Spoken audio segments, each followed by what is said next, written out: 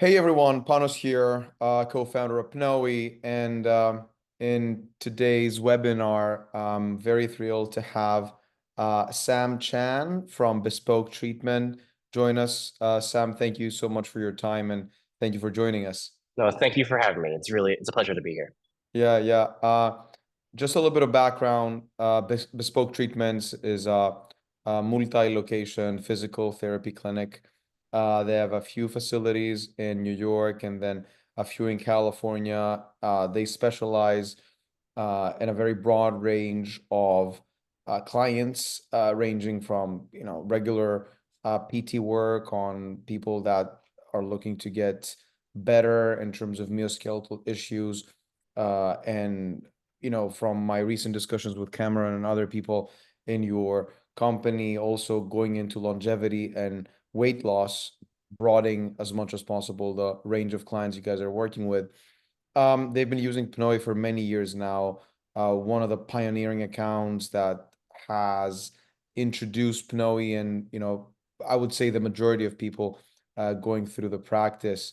And so Sam is with us today to cover success stories from different types of clients he has worked with, and also discuss the details that kind of illustrate how PNOE can be used across a wide range of audiences. So, Sam, without further ado, over to you. If you can share a little bit of background with the audience, and then we can dive into the case studies and success stories.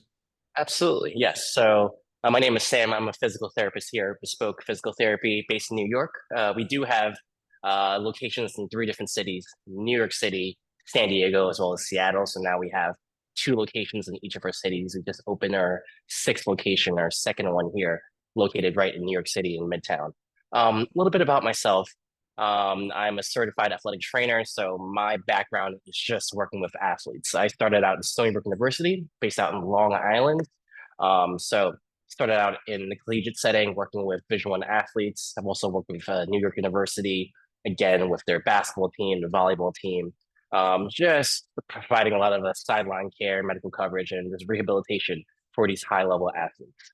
Since then, I've kind of ventured a little bit more into the secondary school setting. So working with a lot of schools, high schools, excuse me, based in New York. And so I'll see just generally a lot of younger athletes, a younger population. But I really enjoy working with individuals of all shapes and sizes, of all ages. We see everything here at Bespoke. So at Bespoke Treatments, we like to blend rehab, fitness, and training. Everything goes hand in hand, right? Longevity really is the key.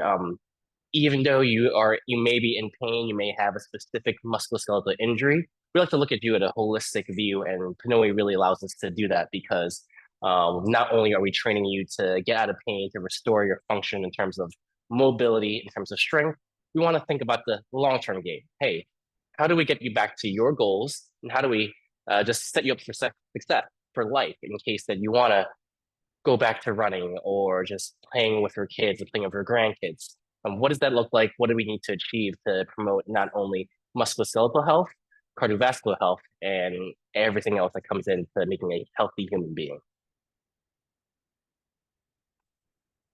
Totally. Thank you so much for this. And, I know you've worked with a wide variety of customers, as you described.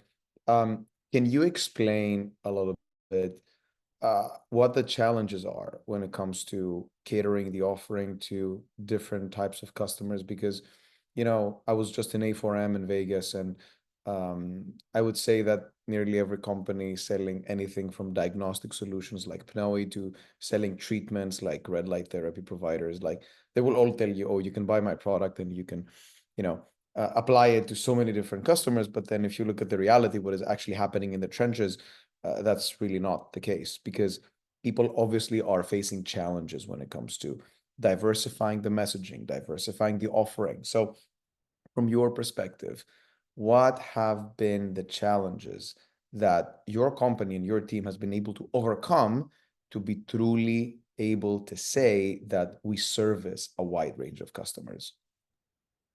Yes, I think the first thing is just getting the buy-in from our clients and from our patients.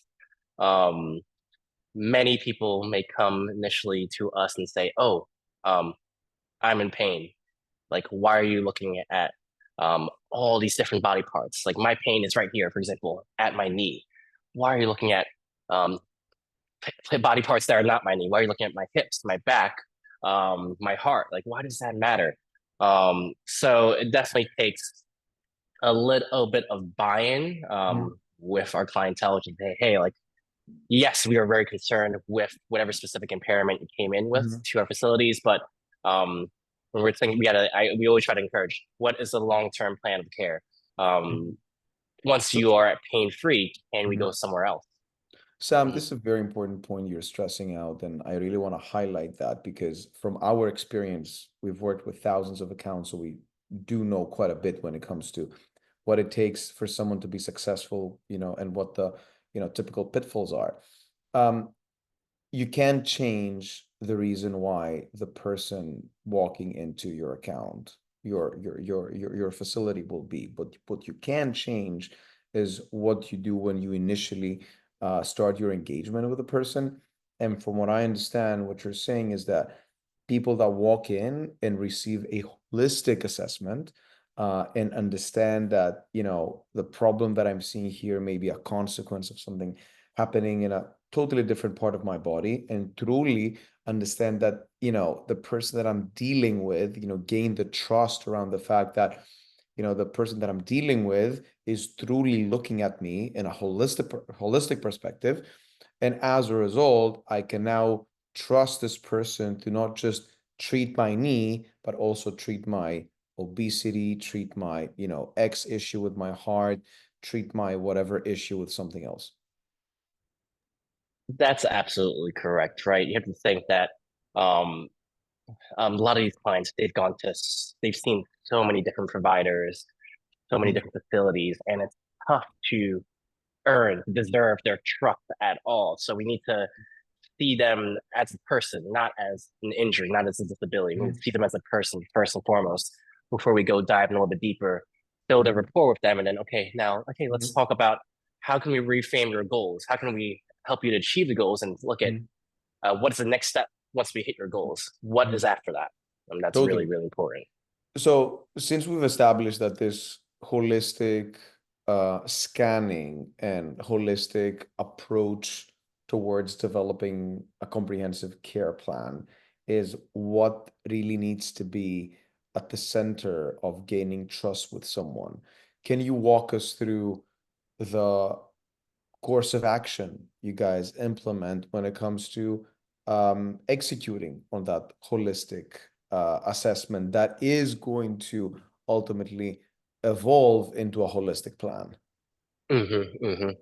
I would say is on that initial visit, it's just talking to them. That subjective interview is so important, getting to break down and understand their full history, medical history, social history. Everything plays a role into understanding the problems at bay.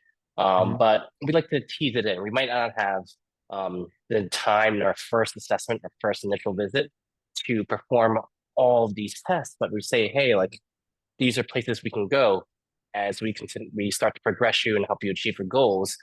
These are additional offerings that we might move on to in the near future as a kind of a reevaluation or a follow-up visit to provide offerings such as strength testing or the PNOE metabolic testing. No, that's also a very important point for people to internalize that, it's important to have small steps, but also it's very important to have uh, a strategic plan that is more high level, and it communicates to the person that, we're not just going to treat the knee, but, after the knee, there is something else. And after the something else, there is something else. And ultimately, there's a grand plan for getting you to a better state that is very well thought and is structured, and ultimately is going to lead to a place of better health. No, this is, I think, very important for people to understand. And obviously, it takes a lot of work and effort to be able to deliver this type of care plan to the person. Easier said than done, of course, but it's important for people to understand that, that's what it takes to gain people's trust and ultimately build retention, right? Oh, Awesome. yes, yes. Sam, let's maybe transition more into the success stories that you have for us. Maybe start by laying out the different types of customers you've worked with, and then maybe start after that going into the details of each success story and, sort of go from there. Absolutely. So I have three cases in mind. I think that would be really, really Yeah. valuable to see just like Mhm. slightly different history, slightly different backgrounds as we approach Mhm. this. Case number one, we have a gentleman who came into us with knee pain. One, goals were to return to running a half marathon, to return to playing basketball, and just want to improve overall his fitness and physique. So this is a gentleman that we were able to successfully pivot from a very musculoskeletal based assessment, very a physical therapy plan of care that was very strength based, and then starting to take his goals of, hey, I remember he mentioned on the first day he wants to improve his physique, he wants to improve his fitness, but he doesn't really know how to do that. He doesn't know how to program his workouts appropriately in regards to that. That was like a perfect example where we eventually built him into PNOE metabolic and fitness testing, and we found great success with developing a game plan for him. For another case, we have a lady who was again came in with just chronic pain, dealing with hip arthritis, labral tears, low back pain. I mean, she probably came in with 5 different complaints on the very first day. And it was a battle to really get her chronic pain at bay. But hey, how are we able to first address these pains, build the trust with her, and then eventually allow her to return to the goal of slimming down, getting into better shape so that she can return to dance.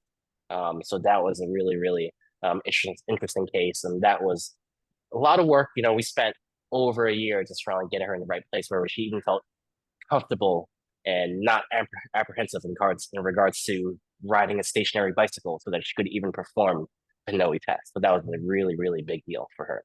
Mhm. And then third case, this is a very interesting case. This is someone that suffered pulmonary distress. He was hospitalized. He had major lung damage. And we were actually fortunate enough to perform testing on him prior to this injury, him suffering this injury. So we're able to see very clearly kind of the results before pulmonary injury, post injury, and then how we were able to use PNOE to help us program, hey, how do we perform a really safe, how do we have you perform a safe exercise to get you back to where you used to be? Because again, this gentleman was hospitalized for over 2 weeks.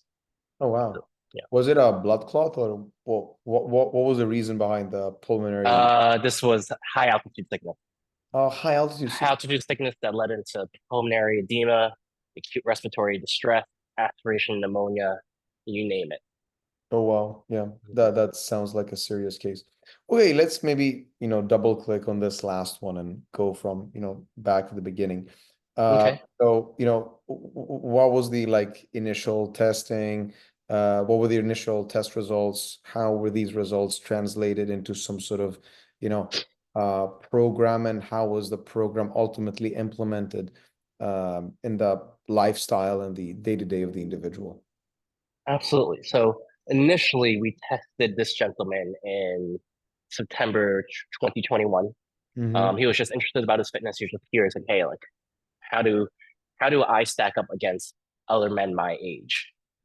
So we found that his aerobic capacity was amazing. VO2, 52 milliliters per minute.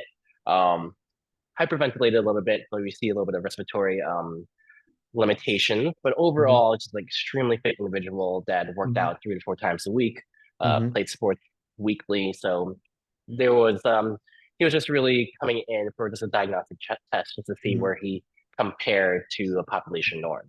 Mm-hmm. Um, After his injury, after his Mm-hmm. hospitalization, we found that obviously after he saw a pulmonologist, after he went to a cardiologist, performed the appropriate stress testing to clear him for PNOE work with us, we found that his lung volumes were severely depressed. Oh, wow. He potentially developed obstructive lung disorder. He has scarring in his middle lobe of the right lung. Excuse me. He has decreased lung capacity in general, and we saw the VO2 dropped all the way down to 37 millimeters per minute for his VO2 max. So severe limitations after, as you would expect, after such a serious injury. But the beautiful thing was that we were able to identify safe training zones for this gentleman. We're able to identify, hey, what does your zone 2 look like? What does your zone 1 look like? How can we just give you work on some foundational aerobic work and just become really consistent, become stronger, so that you can eventually return to playing sports again. And this was something that took place over the course of 6 to 12 months. But we've seen that he's nearly made a full return in terms of all of his scores, all of his metrics. And also, we have 3 tests actually. We have the before injury, post injury, and then post rehab, right? Correct. And how do the results look post rehab? So post rehab. So again, before rehab, we had his VO2 max at 37 milliliters.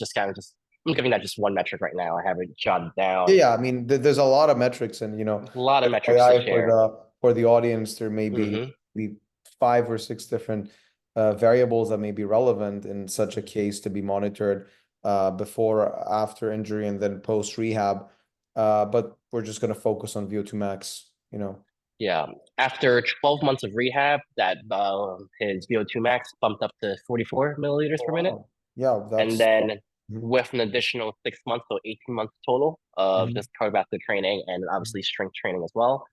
He's actually above his previous score. His VO2 max is now 53 milliliters per minute. Wow, amazing. Yeah, that's incredible. And by the way, for our audience, this is like a very typical case of how cardiometabolic testing during exercise should be implemented according to medical guidelines, using it in order to identify the appropriate training modalities and training intensity for people that are going through either cardiovascular or pulmonary rehab. So that's a very, very a typical case, and it just shows how important it is to get accurate zoning and training recommendations for someone that clearly is different because they've suffered a significant injury. And if you start someone from a personalized and injury safe program, you can actually get to a place that is perhaps even better than before the injury.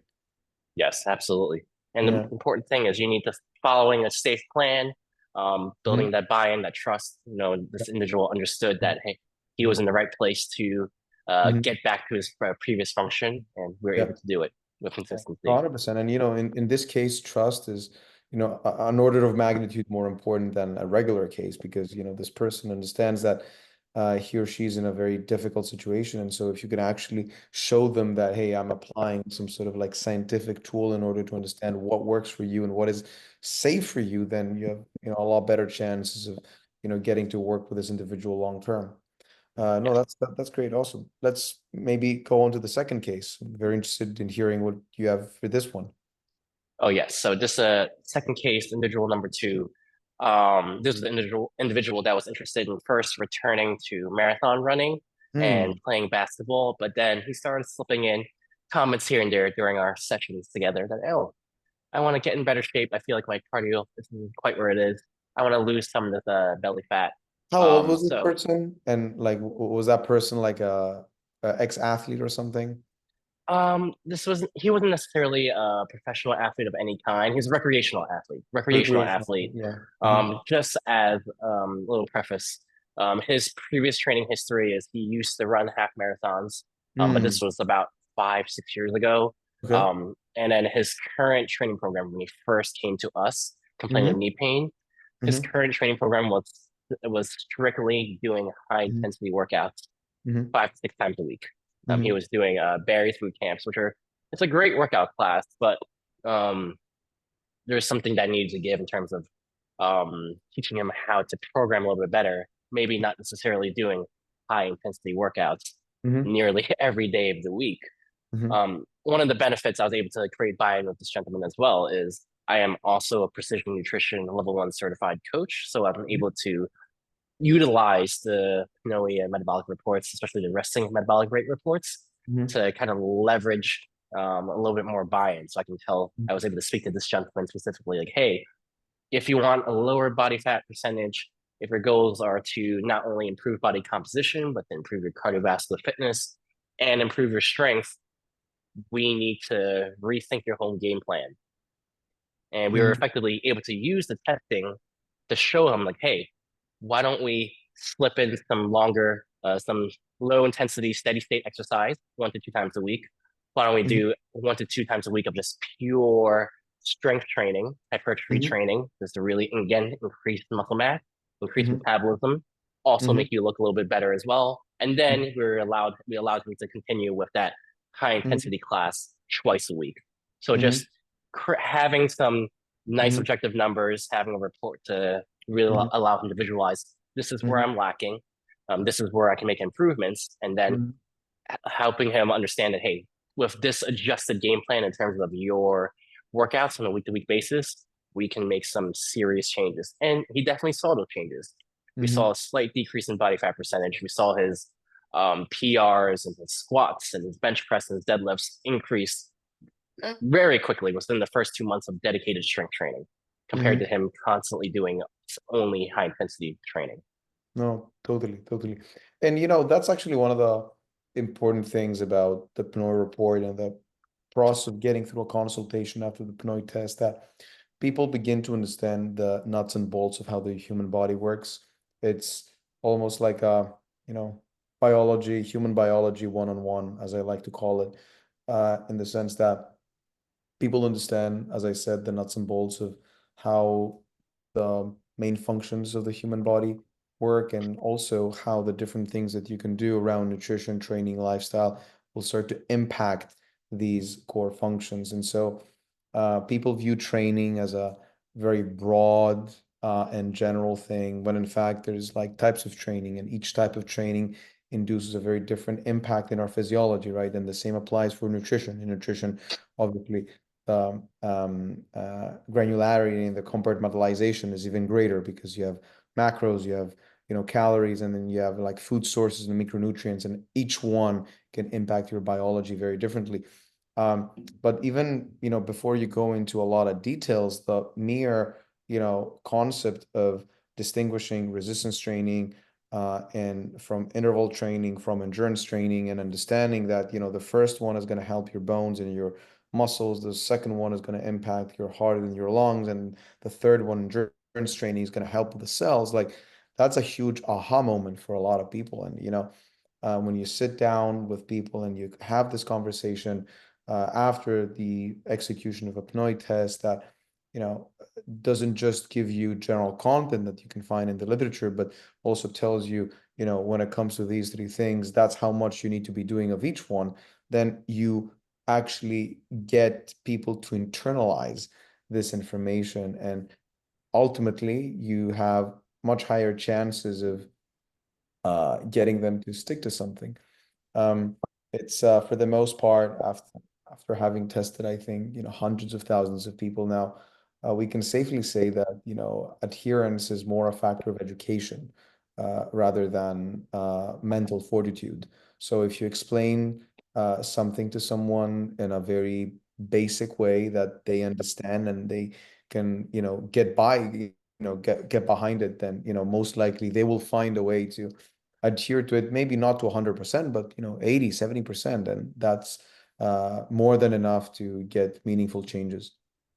Absolutely. And like you said, um, understanding is so key. And we found personally here, this Bespoke is having these handouts, having these reports to provide to our clients. They really love to see those metrics, just to see Mhm. the charts and the graph to make the big difference as to, okay, like, I want to get this score better. Like, why is Mhm. this so low? Like, what do I need to do to get this score up? And people, it's like in their innate nature, they want to Mhm. score higher. They want a high score, right? Mhm. And that's been a big boon for us. No, 100%, 100%. Awesome. So what about the first case? Let's move Um, to the first case. yes, I believe this final case I believe was This patient of mine, again, she was diagnosed with labral tear and severe osteoarthritis of her hip, as to which the doctor recommended surgery immediately. She was not happy about that. Yeah. She was also dealing with toe pain, knee pain, hip pain, SI joint pain, low back pain, you name it. She had some symptoms around there. So, first step was getting those impairments, their mobility impairments, strength impairments, just pain tolerance and under control. And then from there, understanding that she was a former dancer, she has goals to return to dancing and just becoming an active performer again. So along with that came to the nutrition side. It's like, oh, I would like to slim down a little bit, potentially. And this is not always the case, right? I have some clients who are interested in PNOE to gain muscle, to put on mass. But for these last two cases, they did happen to have goals of reducing mass ever so slightly. For her, a little bit of just so she can return to dancing at like a more comfortable weight. So we tried to leverage the PNOE test. We really honed in on that resting metabolic rate test to see what her daily caloric expenditure was, cross-referenced it with a food log. So a lot of what I do as a nutrition coach is I don't try to make major recommendations and changes. I am not a nutritionist. I am not a dietitian, but we like to promote healthy habits. We like to promote awareness of her current eating habits. So once we cross-reference her caloric recommendations with her daily food log, we're able to see, hey, where are we sneaking a little bit? Where can we shave off a snack here and there? Where can we create a substitute to have you at a caloric deficit that you can maintain, you can adhere to, you'll be comply with really good consistency, not just for 1 week, not just for 4 weeks, but for 2, 3, 4 months, and just making some really good overall healthy lifestyle changes in terms of her diet. So again, it's just really great to compare, take the data from the resting metabolic rate test, just using my knowledge and my as a nutrition coach, just to pair it with some habit coaching. We were able to make some really powerful changes for her. Yes. How did you see the RMR results change throughout the intervention? So we only retested the RMR once. It was we did see the results stayed stable, but we only gave it 3 months. So I think we probably need a little bit more time, maybe closer to 6 months before we retest again, just to see any differences in her metrics.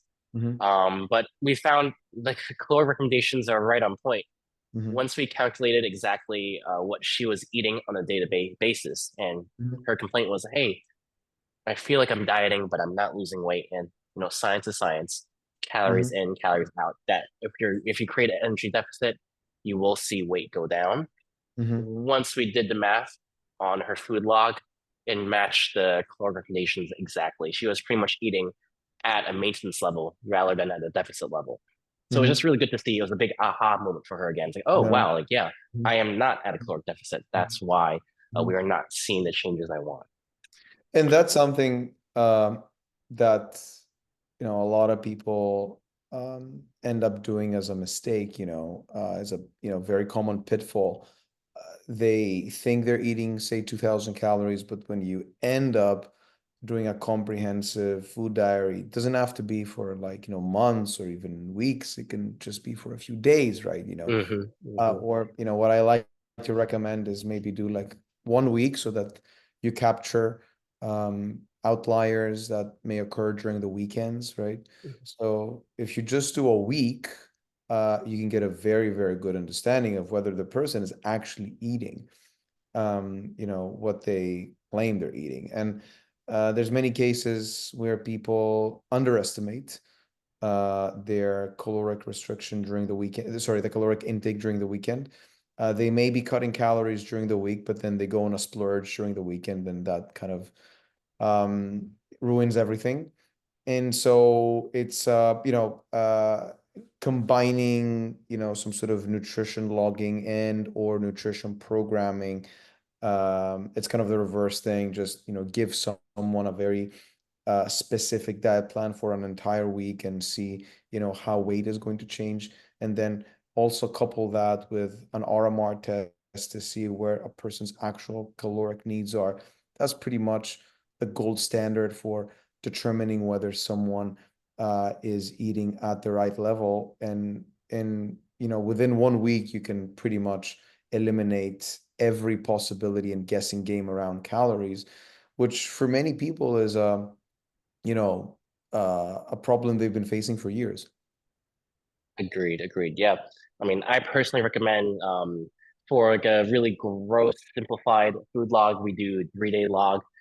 Just if they really exhibit signs that they have apprehension with tracking the food, they have they've worked with a nutritionist before and they have not enjoyed the experience. They dislike measuring food and everything. Hey, 3 days, we'll keep it simple. It just gives me some initial insight, but a 7-day log is kind of that perfect duration. You don't have to do it for months on end.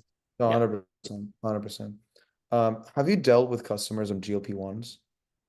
I have one customer in GLP-1. Now this gentleman, he was prescribed it specifically because he does have type 1 diabetes. Oh, okay. So it's not a person who is like, doesn't have type 2 diabetes and is only taking GLP-1 for obesity and weight loss reduction. Not personally, no, not personally. I see. Okay. No, that was very helpful. Anything else, Sam, that you would like to add as a general statement or, overarching conclusion or just anything else? Oh, absolutely. I would say it's just, PNOE is just a really, really useful tool. It's just one piece into the toolbox as to what we do here. And I think as physical therapists, as medical professionals, rehab specialists, we have to think we're going to be looking at our clients' mobility, right? We're going to take the mobility measurements, range of motion measurements. We're going to look at their strength. We work with objective strength testing equipment just to get hard numbers as to understand what deficits our clients are dealing with. And then we want to look at your metabolic health as well. We don't want to say, oh, like I can look at your training history and say, okay, you run 3 times a week, but what does that tell me? I need to understand how your training history really affects your cardiometabolic system. Because obviously, when we run a fitness test on you, we can see very clearly, like, oh, this individual, they do a lot of zone 2 training, or this individual, they spend their life in they do zone 3, zone 4, zone 5, but they never slow down and take it easy. So it's really important to take the big picture, and we find that it's a really powerful tool to create buy-in and really just promote overall health for everyone. But based on what you're describing, what stands out to me is that a lot of the work you do, a lot of the data entry you guys use stems from very comprehensive review of the person's history, which I think is extremely important for people to understand, because it's a, relatively inexpensive way of getting very, very valuable information about someone. Yeah, you can have a PNOE test, which is obviously the only way you can look into someone's metabolic, cardiovascular, and pulmonary condition. You can use like an in-body. I think you guys have the in-body, right? Or STIC? No, we do not have the in-body in our facility. Oh, I see. Do you guys do anything for body composition or not really? No, we'll usually we don't have a DEXA scan or anything like that, so we will typically send them out to a third-party office just for that testing if they so request it or really need it. In any case, like the point that I was trying to make is that you can use equipment like PNOE or cells.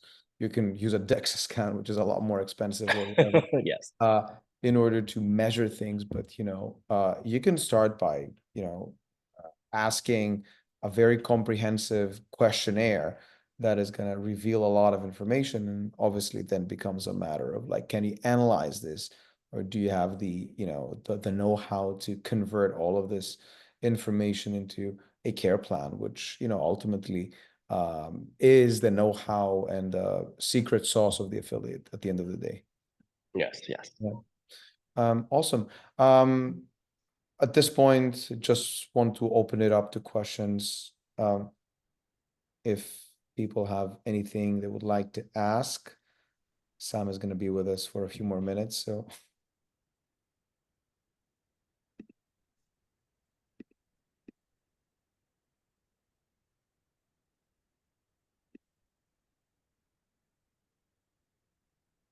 Sam, by the way, you're based in New York, right? Yes, correct. Nice. In our Grand Central location. Nice, nice. And Cameron was telling me that you guys are opening up one, or is it open or not yet? It's open, yeah. Our second location, Times Square, so a couple blocks away. Nice, nice. That's awesome. Thank you. Cool. I don't think we have any questions from our audience. I think we pretty much covered everything. Sam, just wanted to thank you for spending the time to go over these cases. I think it's very valuable information for people to understand and comprehend. For those who are interested in learning more about PNOE or people that want to schedule a call with someone on our team to get more details as to how PNOE can be implemented in their business. We, as I said before, work with so many different types of practices. Bespoke treatment is physical therapy facility, but we work with longevity clinics, weight loss clinics, high-end hospitality. So, it's very likely that your business could also benefit in some particular way from PNOE. So if you're interested in learning more, I just posted a link you can use to get in touch with one of our team members. So yeah, thank you so much for joining, everyone. And Sam, thank you again. Have a great rest of your day. No, thank you. Thank you for having me, Tanis. Thanks. Bye. Take care.